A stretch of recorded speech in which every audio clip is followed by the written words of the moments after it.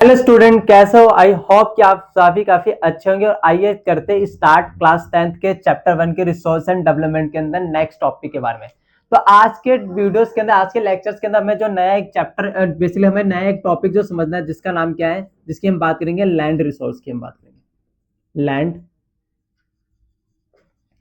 Resources की हम बात करें, देखो लैंड क्या है। बेसिकली लैंड भी एक तरह का रिसोर्स होता है। बिकॉज ऑफ द लैंड भी क्या करता है, ह्यूमंस के नीड्स के या किसी भी बेसिकली हमारी नीड्स को क्या करता है, वो सेटिस्फाई करता है। कैसे एग्जांपल जरूर समझते हैं। देखो लैंड जो होता है एक नेचुरल रिसोर्स होता है। बेसिकली लैंड क्या करता है, चाहे मैं वाइल्ड लाइफ की बात कर लूँ, चाहे ह्यूमंस की लाइफ की बात कर लूँ, चाहे इकोनॉमिक एक्टिविटी के अंदर क्या करते हैं, ये अपना सपोर्ट करते हैं। ठीक है, बेसिकली देखो जैसे कि हमें चाहे बिल्डिंग्स बनाना हो, चाहे हमें इंडस्ट्री सेटअप करना हो, या हमें किस तरह के क्रॉप्स को भी ग्रोन करना, तो हमें बेसिकली लैंड पे कहेंगे। तो लैंड का एक रिसोर्स है, ऑफ कोर्स यस रिसोर्स है। चाहे बिल्डिंग बनाने के लिए, रोड बनाने के लिए, ब्रिजेस बनाने के लिए मैं एग्जांपल बोल सकता हूँ। चाहे इंडस्ट्रीज को हमें क्या करना हो, वहां पे सेटअप करना हो, चाहे हमें क्रॉप्स ग्रोन करना हो, प्लांट्स लगाना हो। बेसिकली सारी चीजें किस पर ही हम कर पाते हैं, किस पे पॉसिबल है, सारी चीजें हम लैंड के ऊपर ही कर पाते हैं। क्या एक लैंड एक रिसोर्स नहीं है? यस ऑफ कोर्स लैंड एक रिसोर्स है। तो मैंने क्या बोला कि लैंड क्या एक नेचुरल रिसोर्स है। Basically it is a natural resource. ठीक है, नेचुरल रिसोर्स है। अच्छा ठीक है। उसके बाद हम बात करते हैं जो लैंड होते हैं, इट्स सपोर्ट्स। ये क्या करते हैं, ये सपोर्ट्स करते हैं किसको? It supports wild life. Wild wild life को सपोर्ट करते हैं। चाहे मैं ह्यूमन लाइफ की बात कर लूं, ह्यूमन लाइफ, या और हम बात कर सकते हैं, जैसे मैंने बोला वाइल्ड लाइफ की बात की, मैंने ह्यूमन लाइफ की बात की। इसी तरह से क्या करते हैं, हमारे इकोनॉमिक एक्टिविटी को भी सपोर्ट करते हैं।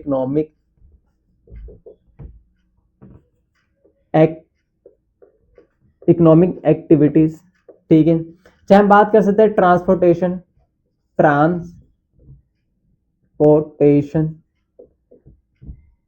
And communication system and communication system की हम बात कर लेते हैं। ठीक है, बेसिकली क्या करते हैं कि हमारे ये सपोर्ट करते हैं, चाहे वाइल्ड लाइफ की बात करें, चाहे ह्यूमंस की लाइफ, चाहे इकोनॉमिक एक्टिविटी या ट्रांसपोर्टेशन या कम्युनिकेशन सिस्टम को क्या करते हैं, ये सपोर्ट करते हैं। तो लैंड क्या है, बेसिकली रिसोर्स की तरह वर्क करते हैं।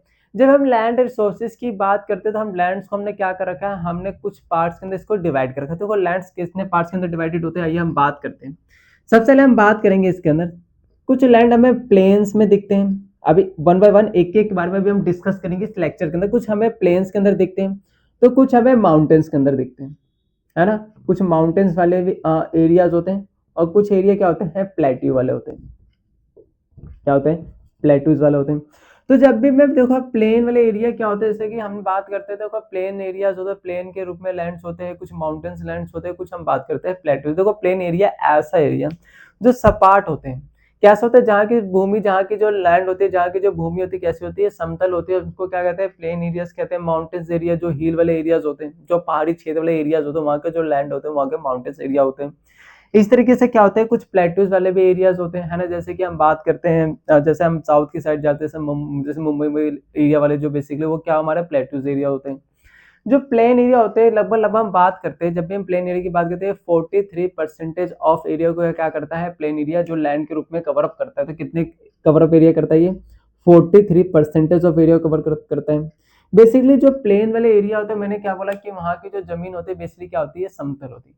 और जमीन समतल होती है, तो ऑफकोर्स ही बात है कि समतल जमीन हमेशा क्या रहता है, वो मोर फर्टाइल होती है। मोर फर्टाइल होने की वजह से क्या होती है कि वहां पर एग्रीकल्चर पॉसिबल्स होते हैं। तो क्या जो प्लेन वाले जो लैंड होंगे, कहीं ना कहीं वो फैसिलिटीज करेंगे किसके लिए, एग्रीकल्चर के लिए। और आपने देखा होगा जो मोस्ट ऑफ द जो इंडस्ट्री डेवलपमेंट किए जाते हैं, उनके लिए कैसे हमें लैंड चाहिए होता है, ऑफकोर्स पता है हमें उसके लिए प्लेन लैंड चाहिए होता है, जिससे इंडस्ट्री को वहां पे सेटअप करते हैं। तो ये इंडस्ट्री और एग्रीकल्चर क्या करते हैं, फैसिलिटीज करते हैं, है ना। तो मैंने बोला facilities to agriculture to agriculture and industry की मैंने बात की। यहाँ पे एग्रीकल्चर एंड इंडस्ट्री की हमने बात की। उसी तरीके से अगर हम बात करते हैं माउंटेन वाले जो एरिया होते हैं, माउंटेन वाले एरिया बेसिकली माउंटेन जो लैंड होता है क्या होता है, पहाड़ी क्षेत्र वाले जो हिल एरियाज होते हैं उसको माउंटेन वाले लैंड कहते हैं। जो माउंटेन वाले लैंड होते हैं बेसिकली, जैसे कि हम पहाड़ों वाले एरिया की बात करें, जैसे मैं लद्दाख वाले एरिया की बात करूँ, चाहे मैं जम्मू कश्मीर वाले एरिया में जाता हूँ, वहाँ पे आप देखते चाहे हिमाचल प्रदेश जाते हो, तो वहाँ के जो एरियाज होते हैं कैसे, पहाड़ों पर वहाँ पे जमीन उमीन दिखते हैं। पहाड़ों के अंदर क्या होता है कि जैसे हम लैंड क्या होता है, लैंड पूरा जो वहाँ का जो लैंड होता है वो नीचे किससे पूरी तरह से कवर अप होता है, वो पत्थरों से, छोटे छोटे जो पेबल्स होते हैं, चाहे बोल्डर्स होते हैं, पत्थरों से कवर अप होता है एरिया। और पत्थर वाले एरिया के अंदर वहाँ पे फर्टिलिटी ना होने की वजह से जो वो एरियाज होते हैं बेसिकली वहाँ पे एग्रीकल्चर हमें पॉसिबल नहीं दिखाते थे। तो बेसिकली जो माउंटेन्स वाले जो लैंड होते हैं, जो बेसिकली एरियाज जो कवर अप होते हैं, ये बेसिकली क्या होता है, ये perennial flow of some rivers होते हैं। क्योंकि मैंने इससे पहले जब हमने ड्रेनेज सिस्टम की बात की थी, मैंने बताया था कि जो माउंटेन्स और जो रिवर बेसिकली 3 तरह के रिवर्स क्या होती है, फ्लोज होती है। इंदस होती है, गंगा होती है एंड ब्रह्मपुत्र रिवर्स होती है। ये तीनों जो रिवर्स होती है बेसिकली क्या होती है, पेरिनियल नेचर। तो पेरिनियल नेचर का मतलब होता है कि ऐसा रिवर जो वहाँ पे 24 मतलब कि पूरे पूरे 12 महीने क्या होता है कि वहाँ पे रिवर के अंदर जो वाटर का जो मेंटेन पॉइंट होता है वो क्या होता है, हमेशा फ्लो होता रहता है। बिकॉज ऑफ दी माउंटेन्स के अंदर रिवर का पेरिनियल होने के काफी सारे मतलब कि 2 रीजन होते हैं बेसिकली। एक तो रेनफॉल होता है, पता है कि जब हैवी रेनफॉल होता है तो रिवर्स के अंदर पानी क्या होता है, पानी के अंदर एक मतलब कि पानी का लेवल क्या होता है, बढ़ जाता है, इससे पानी के अंदर फ्लो बना रहता है। दूसरा होता है कि माउंटेन, हमें पता है माउंटेन वाले जो एरिया होते हैं पूरे ग्लेशियर होते हैं, जब बर्फ पूरा एरिया बर्फ से क्या होता है, कवर अप होता है।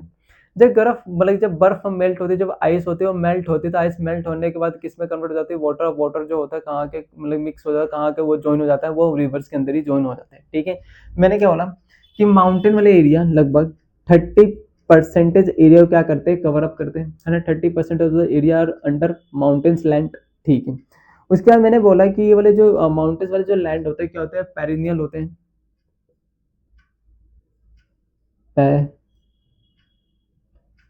पेरिनियल क्या होता है, ये बेसिकली ये पेरिनियल होते हैं। क्या होता है ये, पेरिनियल होते हैं, है ना। तो बेसिकली क्या होता है, ये पेरिनियल होते हैं। Peri perennial perennial perennial flow of perennial flow of some river. कुछ रिवर के क्या होते हैं, ये पेरिनियल होते हैं, है ना। इस तरीके से हम आते हैं प्लेटिस वाले जो लैंड होता है बेसिकली क्या होता है, ये लगभग लगभग 27% ऑफ एरिया को क्या करते हैं, कवर अप करते हैं। जो प्लेटिस वाले जो लैंड होते हैं वो क्या करते हैं, ये प्लेटिस वाले एरिया जैसे कि हम बात करते हैं, जैसे हम जब साउथ की साइड जैसे महाराष्ट्र की हम बात करते हैं, तो वो जो बेसिकली एरियाज होते हैं प्लेटिस वाले एरियाज होते हैं। जो प्लेटिस वाले एरिया होते हैं वो जो लैंड होता है बेसिकली क्या होता है, वो प्रोसेस करते हैं रिच रिजर्व्स को, है ना। रिच रिजर्व्स ऑफ मिनरल्स की हम बात कर लेते हैं, चाहे मैं फॉसिल फ्यूल की बात कर लूँ, चाहे मैं फॉरेस्ट की बात कर लूँ, तो ये लैंड बेसिकली हम बात कर सकते हैं। तो मैंने बोला कि प्लेटिस वाले एरिया होते हैं लगभग कितने परसेंटेज ऑफ एरिया को कवर अप करते हैं, ये 27% ऑफ एरिया को कवर अप करते हैं। और जो ये वाले एरियाज होते हैं ये क्या करते हैं, प्रोसेस करते हैं, process rich reserves rich reserves of minerals की हम बात कर लेते हैं, चाहे मैं बात करता हूँ फ्यूल्स की मैं बात करता हूँ, ठीक है, एंड फॉरेस्ट की हम बात करते हैं, है ना। तो ये कुछ इस तरीके से हमने देखा लैंड के बारे में। तो लैंड कैसे एक नेचुरल रिसोर्स है, और लैंड को हमने क्या कर रखा है, जो लैंड रिसोर्सेज को हमने 3 पार्ट्स के अंदर हमने बायोफर्गेट कर रखा है। हमने देखा एक प्लेन्स वाले एरिया होते हैं, कुछ माउंटेन्स एरिया होते हैं, कुछ प्लेट्यूज वाले एरियाज होते हैं। तो आइए अब इसके मतलब कि हम इसके नेक्स्ट टॉपिक को समझते हैं, जिसका नाम क्या है, लैंड यूटिलाइजेशन की हम बात करेंगे।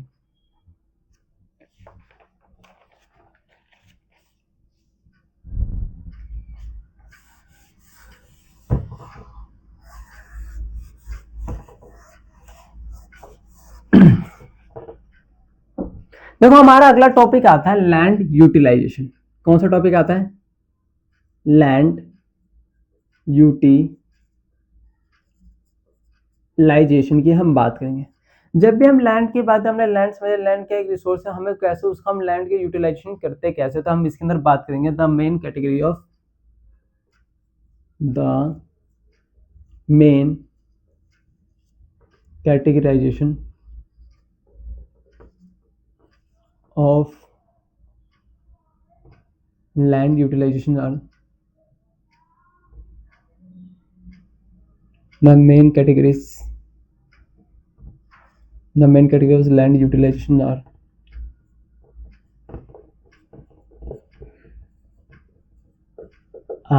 देखो सबसे पहले हम बात करते हैं फॉरेस्ट लैंड की। क्या बात करते हैं हम, फॉरेस्ट लैंड की। जो फॉरेस्ट के जो लैंड होते हैं बेसिकली क्या करते हैं, जो ऐसा जो फॉरेस्ट वाले जो एरिया वाले जो लैंड होते हैं बेसिकली क्या करते हैं, वो सपोर्ट करते हैं किसको, वो बायोडाइवर्सिटी को सपोर्ट करते हैं। है ना। तो यहाँ पे बात कर सकते हैं, सबसे पहले तो हमने लैंड की यूटिलाइजेशन की बात की, सबसे पहले हमने फॉरेस्ट की बात की। जो फॉरेस्ट वाले एरिया होते हैं बेसिकली हमारे कहने की और सपोर्ट करते हैं बायोडाइवर्सिटी को, है ना। वो क्या करते हैं, सपोर्ट करते हैं, सपोर्ट टू बायोडाइवर्सिटी, बायोडाइवर्सिटी, ठीक है, बायोडाइवर्सिटी को, बायोडाइवर्सिटी। एंड हम बात करते हैं help in maintaining ecological balance. ये इकोलॉजिकल बैलेंस मेंटेन करने में भी क्या करता है, हेल्प करते हैं, है ना। जैसे कि हम बात करते हैं फॉरेस्ट, जैसे कि फॉरेस्ट एक इम्पोर्टेंट लैंड यूटिलाइजेशन के अंदर हो सकता है, मतलब होते हैं बिकॉज ऑफ दी जो लैंड्स होते हैं वो क्या करते हैं, कहीं ना कहीं हमारे बायोडाइवर्सिटी को तो सपोर्ट करते ही करते हैं, साथ में क्या करते हैं एक इकोलॉजिकल बैलेंस भी क्या करके रखते हैं, मेंटेन करके रखते हैं, ठीक है। उसके बाद हम बात करते हैं दूसरे टॉपिक की, land not available, land not available for cultivation,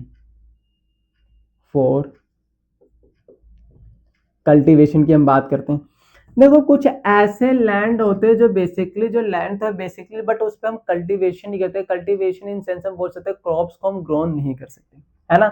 जैसे कि इसी के अंदर मैं सबसे पहले पॉइंट की बात करूं तो कुछ बैरन एंड वेस्ट लैंड होते हैं, कुछ बैरन एंड जो वेस्ट जो लैंड होते हैं, ठीक है, इस तरह के जो लैंड होते हैं बेसिकली क्या होते हैं, not fit for cultivation because of, देखो बैरन और वेस्ट लैंड का मतलब होता है ऐसे लैंड जैसे कि जिनके अंदर फर्टिलिटी नहीं होती है, जिसकी वजह से हम उन लैंड्स के ऊपर क्रॉप्स ग्रो नहीं कर सकते। जैसे एग्जांपल हम देखा होगा, जैसे डेजर्ट वाले जो एरियाज होते हैं वहां पे हमें देख, जैसे डेजर्ट वाले एरियाज हो गए, चाहे मैं हिल्स एरिया की बात करूँ, जहाँ पे लैंड के नीचे क्या होते हैं, छोटे छोटे पत्थर होते हैं ना, जहाँ के रेतीली मिट्टी होती है, सैंड्स होते हैं, सैंडी एरियाज होते हैं बेसिकली, वो वाले जो एरियाज होते हैं, वो जो लैंड होते हैं उसको हम क्या कहते हैं, बैरन एंड वेस्ट लैंड कहते हैं। बेसिकली उनके ऊपर हम कल्टीवेशन नहीं करते, बेसिकली हम बोल सकते हैं नॉट फिट फॉर कल्टीवेशन। हम क्या बोलते हैं उसको, not fit for cultivation, not fit for cultivation की हम बात करते हैं, ठीक है, ये भी बात हमें समझ गई। उसके बाद होते हैं कि basically use of non agriculture जो होते हैं, बेसिकली हम बात करें land use for non agriculture, ठीक है, जो ऐसे लैंड होते हैं, land use for non agriculture, जो लैंड होते हैं नॉन एग्रीकल्चर, हम उस तरह के जो लैंड होते हैं उनका यूज कैसे करते हैं, यूज पर्पस, जैसे पर्पस की मैं बात करता हूँ, लाइक जैसे हम इसके अंदर बात कर सकते हैं बिल्डिंग्स के लिए, किसके लिए हम, उस पर हम बिल्डिंग्स के लिए हम उसका यूज करते हैं, ठीक है, मैंने यहाँ पे बिल्डिंग की बात कर ली। उसके लिए हम बात करते हैं यहाँ पे इंडस्ट्री की हम बात कर लेते हैं, है ना, इंडस्ट्रीज को हम डेवलप करने की हम बात करते हैं। इस तरह के जो लैंड होते हैं बेसिकली जो नॉन एग्रीकल्चर होते हैं, बिल्डिंग की हमने बात कर ली, इंडस्ट्री की हमने बात कर ली, हम जैसे कि और बात कर लेते हैं रोड्स की भी हम बात कर लेते हैं, ठीक है, ये बात यहाँ समझ आई। तो मैंने यहाँ पे बताया कि देखो यहाँ पे मैंने लैंड की यूटिलाइजेशन की, जब मैंने लैंड को हम कैसे यूटिलाइज करते हैं, एक तो हम फॉरेस्ट के पर्पस यूज करते हैं, एक तो ऐसे लैंड भी कुछ होते हैं, तो कुछ ऐसे लैंड होते हैं जहाँ पे देखो खेती तो नहीं करते लेकिन बाकी हम ये सारे काम तो कर सकते हैं। उन तरह के जो लैंड होते हैं बेसिकली बैरन और जो वेस्ट लैंड होते हैं, वो जो लैंड होते हैं बेसिकली ऐसी लैंड जहाँ की जो सॉइल होती है कैसी होती है, रेतीली टाइप की, सैंडी टाइप्स की होती है, जिनके अंदर फर्टिलिटी सॉइल मतलब की सॉइल के अंदर नहीं होती है, तो वहाँ पे हम एग्रीकल्चर नहीं ग्रो कर सकते हैं। तो इस तरह के जो लैंड होते हैं नॉट फिट फॉर कल्टीवेशन होते हैं। क्या इतनी बातें यहाँ पे, जैसे कि पहाड़ वाले इलाकों में आपने देखा होगा, जब भी माउंटेन एरिया पर आप देखो, जो पहाड़ी इलाके जो होते हैं, हिल्स वाले एरियाज होते हैं, वहाँ पे आपको एग्रीकल्चर मतलब कि बहुत कम परसेंटेज के फॉर्म में आपको देखने को मिल सकते हैं, बिकॉज ऑफ द जो पहाड़ी इलाका वाले जो एरियाज होते हैं वहाँ पे सॉइल के अंदर फर्टिलिटी नहीं होती, इसलिए वो जो लैंड्स होते हैं वो बैरन एंड वेस्ट लैंड होते हैं, जिसकी वजह से हम वहाँ पे एग्रीकल्चर तो नहीं कर सकते। बट इस तरह के जो नॉन एग्रीकल्चर जो लैंड होते हैं उनकी यूज हम किस पर्पज से करते हैं, जैसे कि बिल्डिंग्स बनाते हैं, है ना, बिल्डिंग घर वुर बनाते हैं, अच्छा ठीक है, हम इंडस्ट्रीज बनाते हैं ना, इंडस्ट्री को स्टार्टअप करते हैं उस तरह के एरियाज में, एंड हम क्या करते हैं, रोड्स बनाते हैं। क्या इतनी बातें यहाँ पे क्लियर हुई। तो आइए इसके अंदर अब हम तीसरे पॉइंट को भी हम समझते हैं।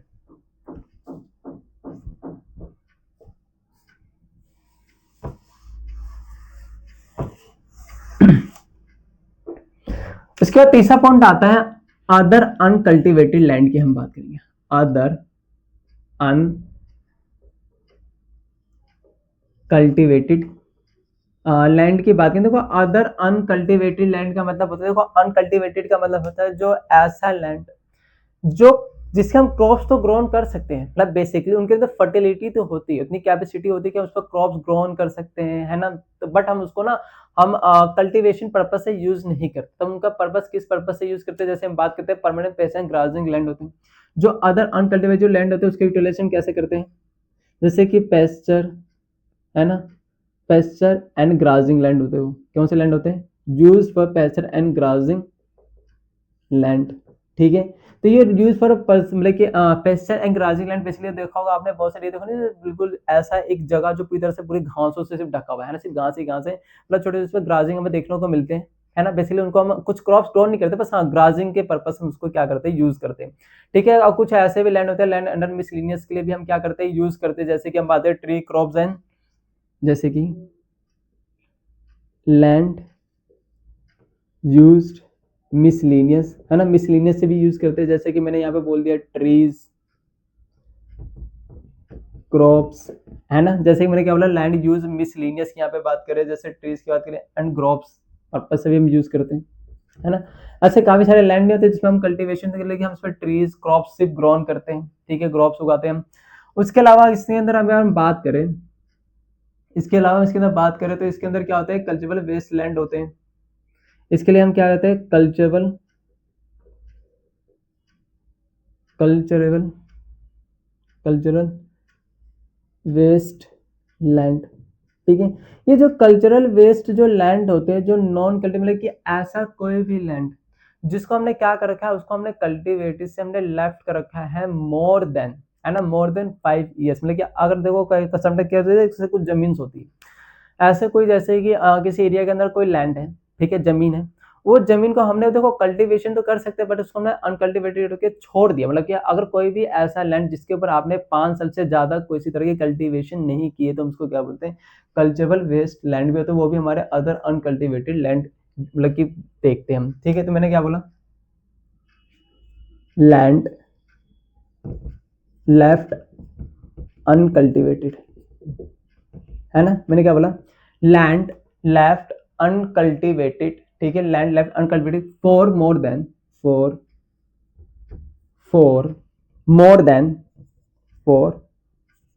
5 ईयर, ठीक है। ऐसा कोई भी लैंड बेसिकली जिनके ऊपर हम 5 साल से ज्यादा कल्टीवेशन नहीं करते, उसको हम 5 साल ऐसे ही छोड़ देते, उसमें कोई कल्टीवेशन, उसको बेसिकली अनकल्टिवेटेड जो लैंड होते हैं उसी को हम कहते हैं अनकल्टिवेटेड लैंड। दोबारा से रिपीट अगेन समझाता हूँ, अनकल्टिवेटेड, देखो कल्टिवेटेड और अनकल्टिवेटेड सिंपल सा डिफरेंस होता है कि अनकल्टिवेटेड लैंड वो लैंड होते हैं जिनके अंदर ऐसे लैंड जो फर्टिलिटी तो है, अगर उस पर कोई क्रॉप्स ग्रोन करेंगे तो ऑफकोर्स उस पर क्रॉप्स ग्रोन होंगे, बट हम उसको ना एग्रीकल्चर पर्पज से यूज नहीं, हम उसको कोई कल्टीवेशन करते ही नहीं है, हम उनको मतलब मान लो ऐसा कोई भी लैंड जिसको हमने अनकल्टिवेटेड 5 साल से ज्यादा छोड़ दिया, तो हमारे कौन से लैंड होते हैं, कल्चर एंड वेस्ट लैंड के अंदर आते हैं। उसके बाद अगर हम बात करते हैं फोर्थ नंबर जो क्या होता है, फैलो लैंड होते हैं, फैलो लैंड, ठीक है। देखो फैलो लैंड क्या होता है, ये भी हमने बेसिकली लैंड यूटिलाइजेशन के अंदर फोर्थ पॉइंट की यहाँ पे बात करते हैं। देखो फैलो लैंड, देखो समटाइम आपने देखा होगा जब आप गांव में आप चीज को ज्यादा नोटिस कर सकते हो, तो वो समटाइम्स क्या होता है, कुछ फार्मर्स होते हैं, जैसे मान लो कोई लैंड है, जैसे एग्जांपल कोई लैंड है, मान लो एक फार्मर ने इस पर क्या ग्रो किया, इस पर उन्होंने ग्रो किया क्या, वीट, वीट उगाया, अच्छा हाँ ठीक है।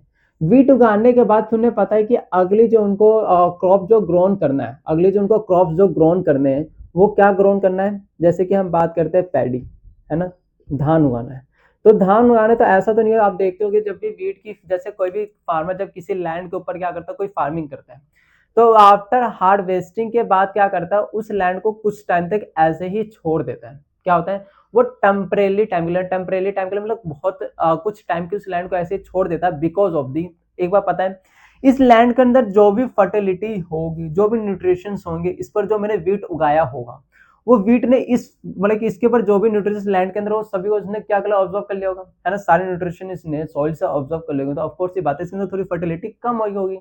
तो फर्टिलिटी कम होने के बाद क्या करते हैं, हम उस लैंड को ना कुछ टाइम तक हार्वेस्टिंग के बाद, उस फसल कटने के बाद हम उसको लैंड को ऐसे कुछ टेम्परेरी टाइम तक छोड़ देते, बिकॉज ऑफ दी कि वो अपने फर्टिलिटी को क्या कर सके, वो रीगेन कर सके, मतलब कि दोबारा से प्राप्त कर सके, इसलिए हम लैंड को कुछ टाइम तक छोड़ देते हैं। इसी तरह के लैंड को हम क्या कहते हैं, फैलो लैंड कहते हैं, ठीक है। क्या यहाँ पे बातें समझ आई, तो यहाँ पे मैंने बोला land land land left uncultivated, land left uncultivated temporarily,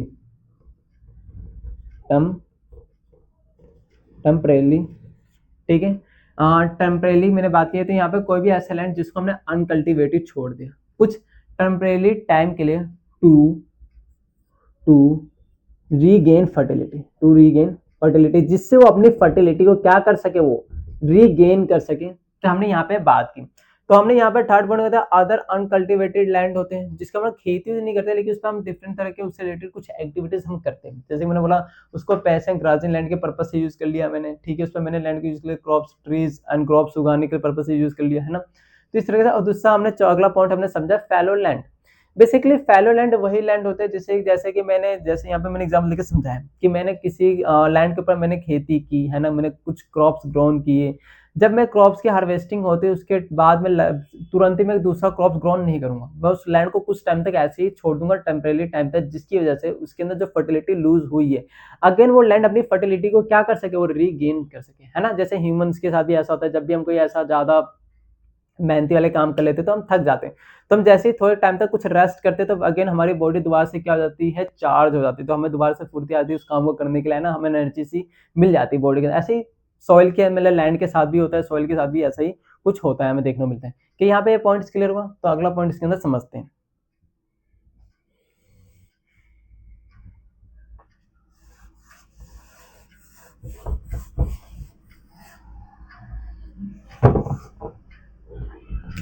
देखो अगला आता है नेट सोन एरिया आता है, नेट